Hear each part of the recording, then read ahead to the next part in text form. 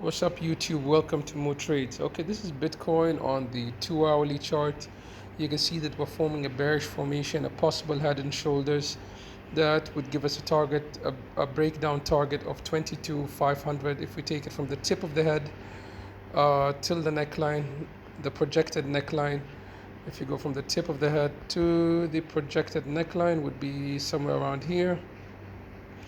It's an ugly head and shoulders. Nevertheless, it's a bearish formation. You can name it whatever you want. It's a bearish formation when you fail to make a higher high and you start attempting to make a lower low.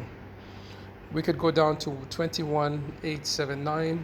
That's very easy for it to do if you lose the 23,400.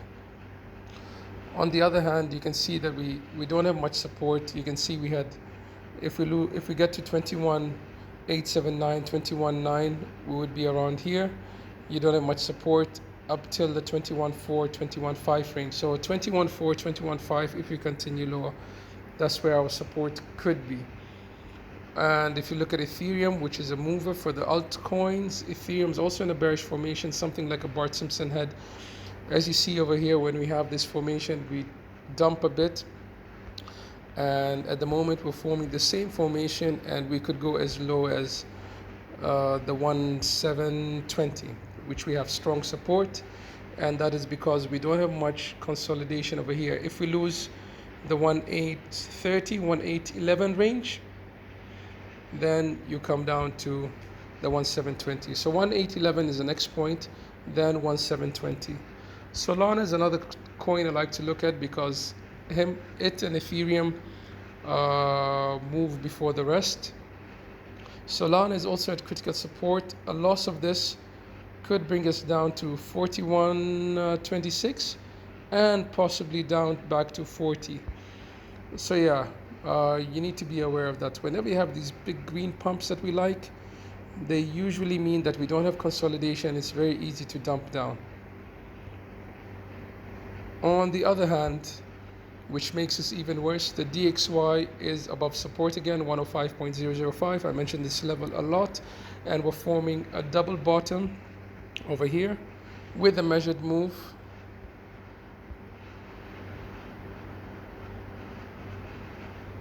The double bottom, let me get rid of this line and this line, and if we look at it as a double bottom, from the bottom here, the shorter wick to the neckline,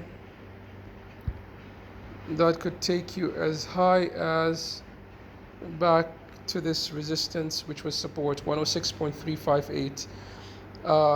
It's also sort of, let's look, is it? No, it's not a head and shoulders, it's a double bottom, and it's been ripping up.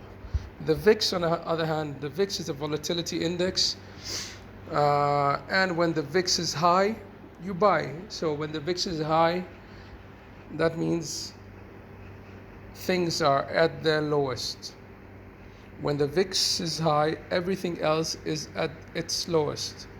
So the VIX at the moment is very low and looks like it will go lower. So that means when the VIX is low, you sell. So if the VIX continues lower, Bitcoin might move higher. But if the VIX today opens and continues up, then everything else will be going down, S&P and the rest of the market.